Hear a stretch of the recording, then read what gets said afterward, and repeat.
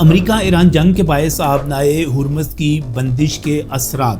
اس وقت عالمی منڈی میں تیل کی قیمت $120 فی بیرل تک پہنچ چکی ہے اور اس میں مزید اضافے کی پیشین گوئی کی جا رہی ہے۔ اگر یہ صورتحال برقرار رہتی ہے تو 1 سے 2 ماہ میں پاکستان میں پیٹرول کی قیمت $600 لیٹر تک پہنچ سکتی ہے۔ امریکہ اور ایران اس جنگ میں ہمارے ساتھ کیا کرنے جا رہے ہیں، ہمارے غریب عوام کے ساتھ کیا ہونے والا ہے، اور یہ جو ناکہ بندی ہے یہ کتنا عرصہ تک برقرار رہ سکتی ہے، آئیے میں آپ کو اس ویلاگ میں بتاتا ہوں۔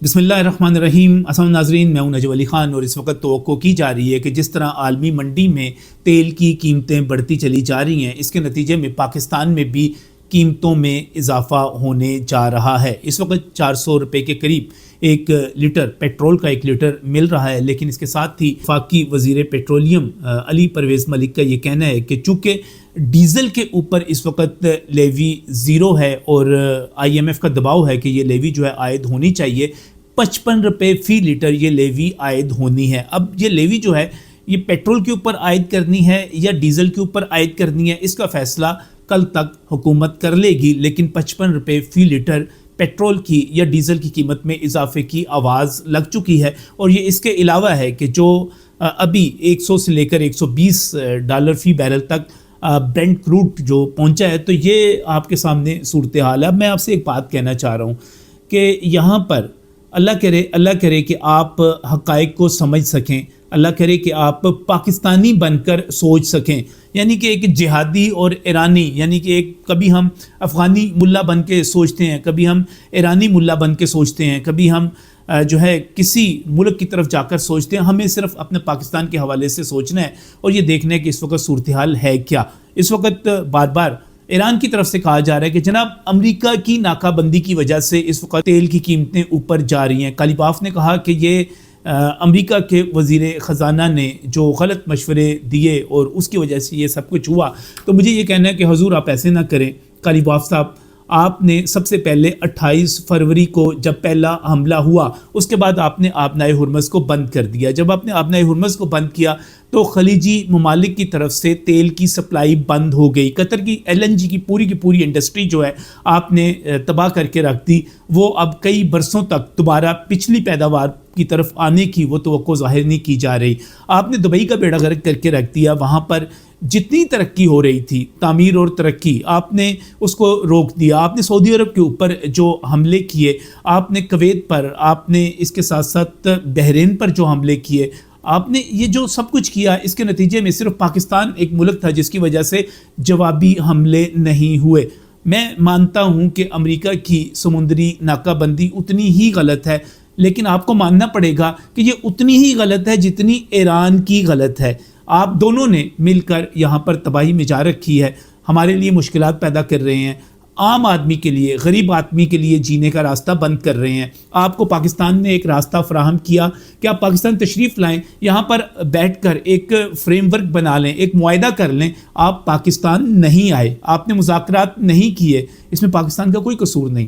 پاکستان تو دنیا کے 200 کے قریب ممالک میں سے واحد ملک ہے جو امن کے لیے پریکٹیکلی کام کر رہا تھا، بلکہ اس وقت بھی کام کر رہا ہے۔ یعنی کہ آپ یہ نہیں کہہ سکتے کہ ہم نے کام چھوڑ دیا ہے، اس وقت بھی ہم کوشش کر رہے ہیں کہ آپ کو سمجھا سکیں، امریکنز کو سمجھا سکیں، آپ کو سمجھا سکیں، کسی معاہدے کے اوپر لا سکیں۔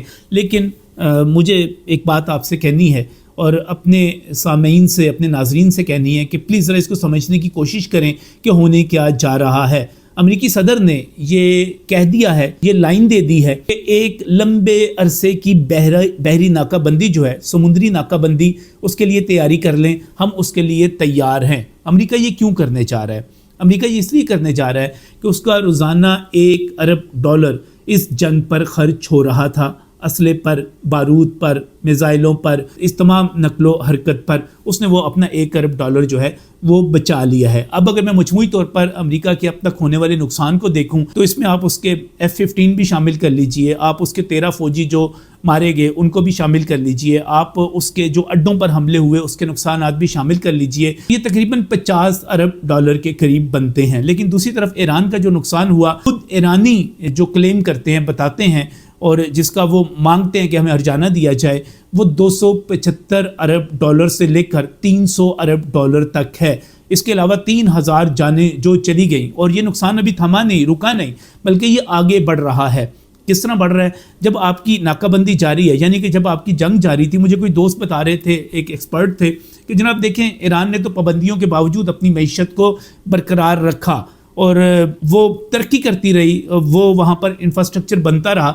میں نے کہا بھائی اس وجہ سے برقرار رکھا کیونکہ پابندیوں کے باوجود وہ چین کو، ترکی کو، انڈیا کو، شام کو، تمام ممالک کو تیل بیچ رہا تھا، اب نہیں بیچ پا رہا۔ آپ اس فرق کو محسوس کریں کہ یہ اب اس کی اکانومی کو کس طرح متاثر کرے گا۔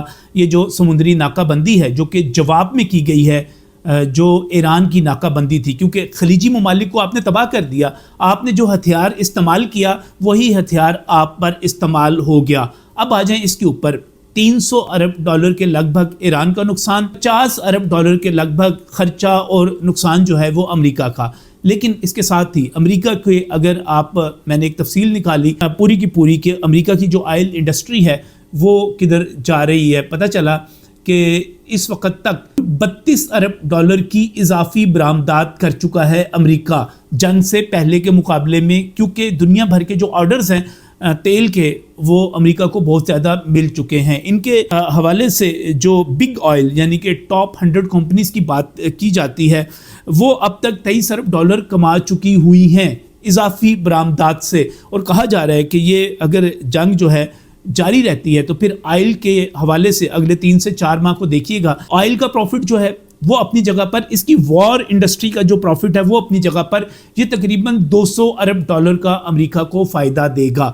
یہ بڑے پریکٹیکل، میں ریئلسٹک ہو کر آپ کو اعداد و شمار بتا رہا ہوں کہ اس جنگ سے امریکہ کما رہا ہے، امریکہ نقصان میں نہیں ہے۔ بظاہر آپ کے سامنے جو اعداد و شمار پیش کیے جاتے ہیں وہ آپ کو خوش کرنے کے لیے کیے جاتے ہیں کہ جناب ہمارا جو ایک بچپن سے وہ اسلامی جمعیت طلبہ جو لکھا کرتی تھی نا دیواروں کے اوپر کہ مرگ بر امریکہ اور جناب امریکہ مرد آباد، ہم اس خواہش سے باہر نہیں نکلتے، لیکن پریکٹیکلی اس وقت صورتحال اس سے بہت مختلف ہے، اور صورتحال یہ ہے کہ امریکہ نے اپنا جنگی خرچ کم کر لیا، وہ اپنی بحری ناکہ بندی کو برقرار رکھتا ہے، تو اس کے نتیجے میں ہمیں تیل مہنگا ملتا رہے گا، لیکن یہی آرڈرز امریکہ کی طرف شفٹ ہوتے رہیں گے، یہی جنگ کی وجہ سے جو خطرات ہیں اس کی وار انڈسٹری جو ہے وہ ارن کرتی رہے گی، وہ سینکڑوں ارب ڈالر کمائیں گے اور ہم اس کی قیمت ادا کریں گے پاکستان میں۔ اب ایران کو کیا چاہیے؟ ایران کے حوالے سے خاص طور پہ مسلسل نقصان، اگر آپ یہ سمجھتے ہیں کہ ایران جو ہے بڑی ریزیلینس کا مظاہرہ کر رہا ہے، بڑی مزاحمت کر رہا ہے، ٹھیک ہے کر رہا ہے، لیکن اس کے پیچھے روس ہے۔ روس کیا چاہتا ہے؟ روس کو یوکرین سے لڑ رہا ہے، وہ چاہتا ہے کہ امریکہ سے کوئی لڑتا رہے،